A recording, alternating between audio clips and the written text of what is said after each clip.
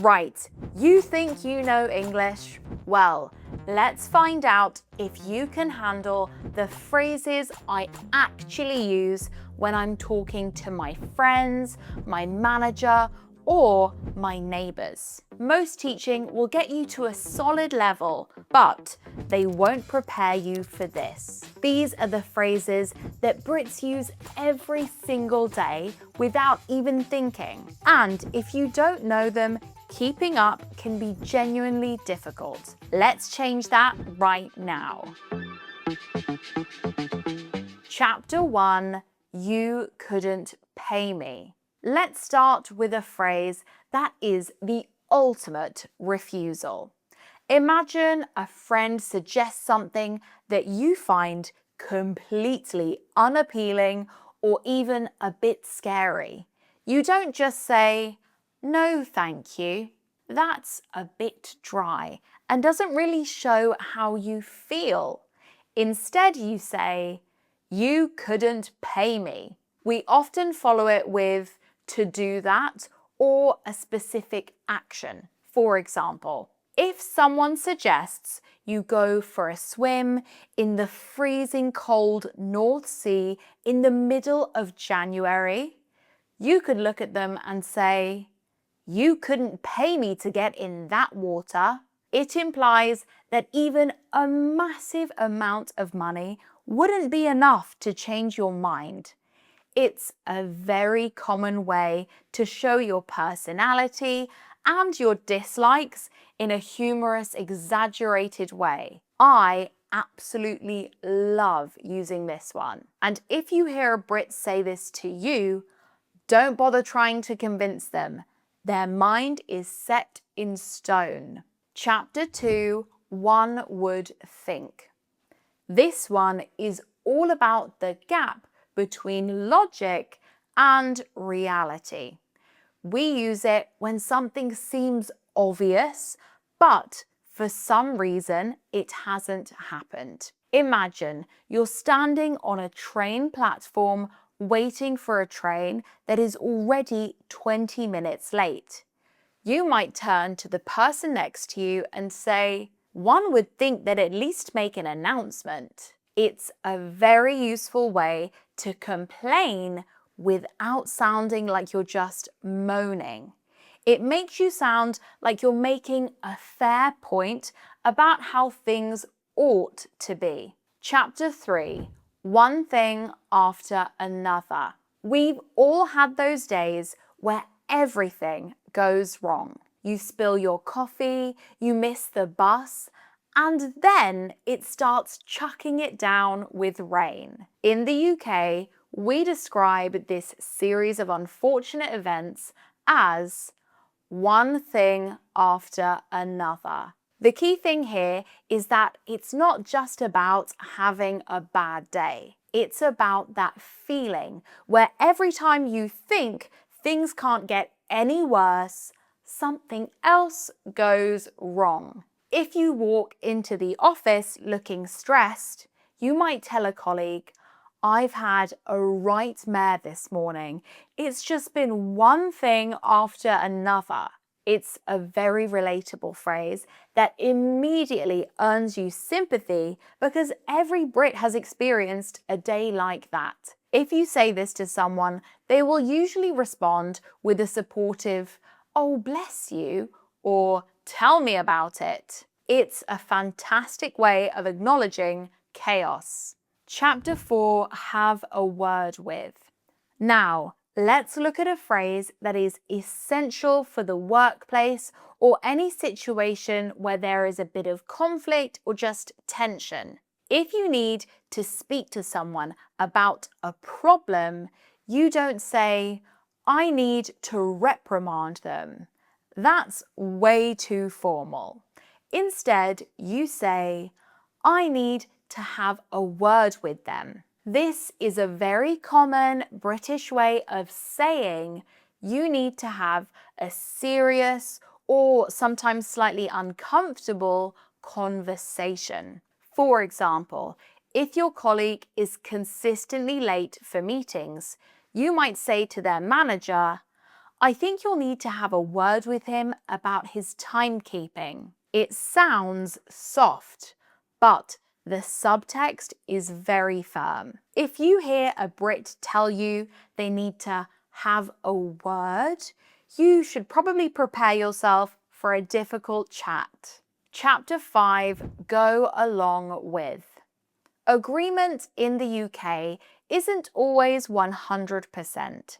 Sometimes we agree with a plan even if we aren't completely convinced by it. The phrase we use for this is to go along with. It implies a level of cooperation and flexibility.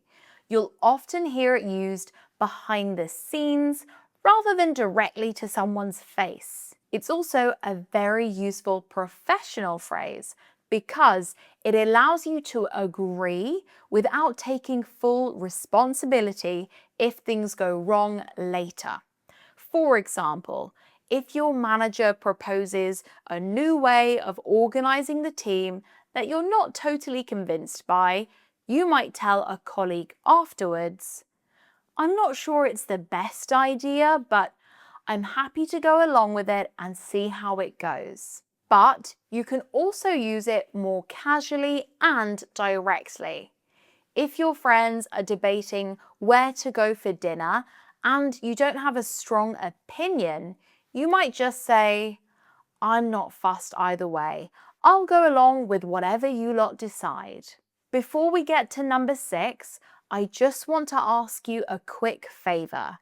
If you're enjoying the show, please take a minute to rate it and follow, as it really helps me create more content like this. Right, back to it. Chapter 6, It's Not On. This is an incredibly British expression that you need in your vocabulary for when someone behaves badly. If something is unacceptable, unfair, or just plain rude, we say, "It's not on." It's a very firm way of setting a social boundary. Imagine you see someone skip the queue at the supermarket. You might turn to your friend and whisper, "That's not on, is it?" It's much more powerful than saying, "That's bad." If a Brit tells you that something you did was not on, you have seriously offended their sense of fairness. It is one of the clearest ways we show disapproval without actually shouting. Chapter 7, The Least Someone Can Do. When someone has caused a problem or needs to make things right, we might have some expectations for how they should fix it. That's when we use the phrase, "It's the least they can do." It implies that the action they are taking is the bare minimum requirement to make up for their mistake. For example, if a waiter at a restaurant spills red wine on your brand new white outfit and then offers you a free dessert, you might turn to your partner and say, "Well, it's the least they can do, really." It's a way of saying that you aren't particularly impressed by the gesture. You see it as the necessary requirement. This one is a really common phrase. Chapter 8, To a Certain Extent. As you know, British people hate direct disagreement. We prefer to find a middle ground.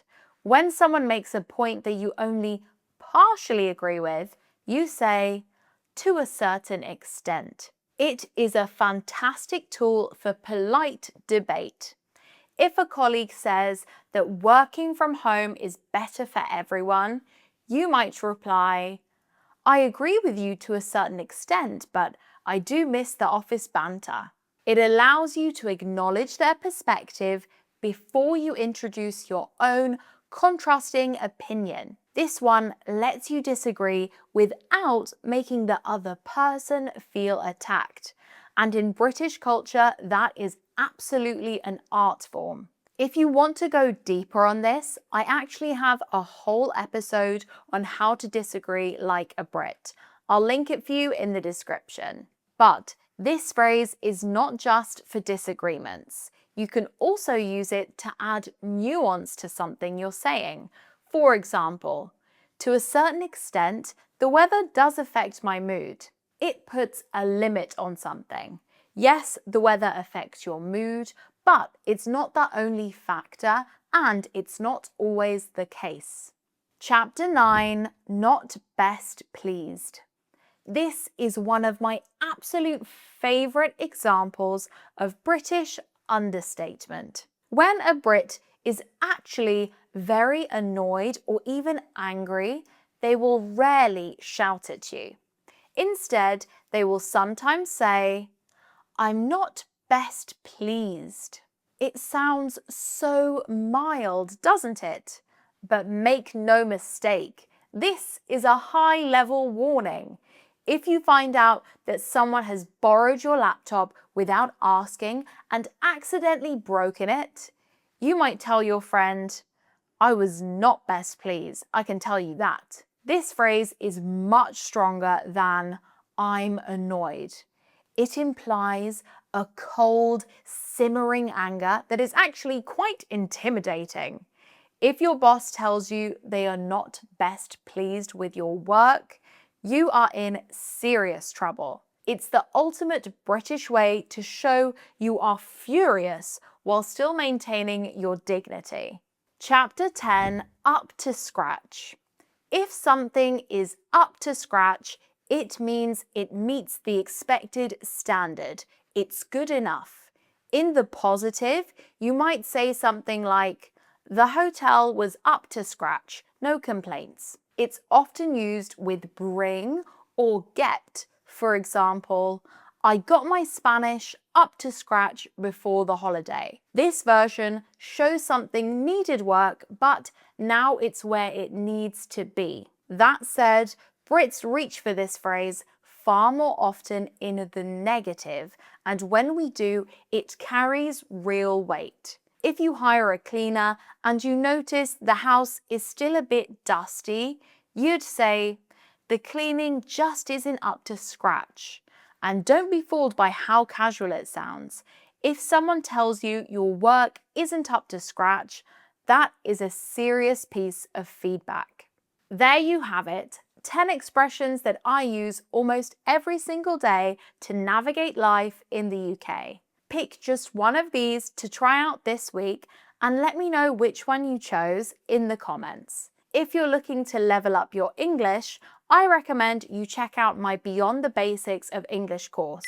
The link is in the description below. And don't forget to subscribe to my free newsletter. The link is in the description. Thanks for tuning in, and I'll see you next time.